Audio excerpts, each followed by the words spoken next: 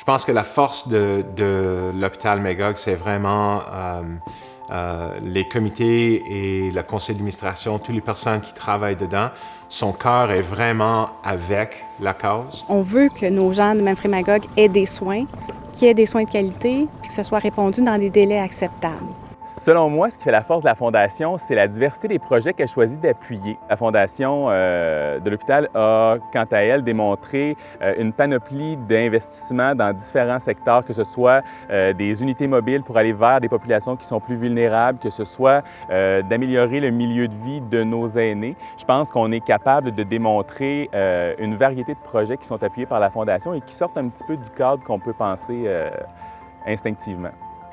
Une fondation, c'est un levier formidable pour réussir à venir faire la différence entre ce qu'un établissement ou une communauté peut faire naturellement avec ce qui est déjà investi par le ministère, mais ça fait toute une différence quand tu as un petit coup de pouce pour aller faire la différence sur des équipements, des modalités, donner de la souplesse puis de l'habileté ou de la capacité aux équipes terrain pour aller chercher du monde ou donner des services qu'on ne donnerait pas autrement.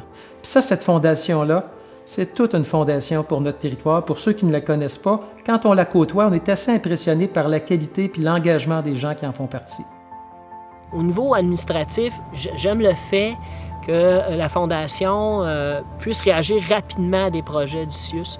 Lorsque le CIUS nous demande de l'aide financière, peu importe le projet, la facilité que le conseil d'administration avec la permanence de se rencontrer, d'autoriser les budgets et de faire avancer le projet rapidement. On n'est pas pris dans des mois et des mois de négociations et tout. Ça se fait quand même très rapidement. Et puis pour moi, bien, plus que ça se fait rapidement, plus que ça se fait de façon simple, ça montre qu'on est efficace au niveau de la Fondation. Tous les projets qu'on fait, je trouve, sont assez innovants et qui ont un impact, mais c'est différent d'avoir un grand projet majeur. Nous autres, on achète cette belle équipement. Mais pendant la COVID, nous autres, on a fait un don à toutes les banques alimentaires de notre région, à chacune, pour chaque panier, pour les familles qui sont en besoin de la nourriture, à la base de c'est quoi la santé. Alors, je trouve que c'est ces projets-là qui me touchent le plus. Vous savez, il y a tout le secteur de la chirurgie qui a été consolidé avec différents équipements spécialisés puis qui font qu'on fait une chirurgie de pointe à Magog parce qu'on est soutenu par la Fondation. En ayant une fondation qui investit tant dans l'hôpital que dans la communauté, bien, on va rejoindre des populations un peu plus éloignées des villes-centres de façon régulière.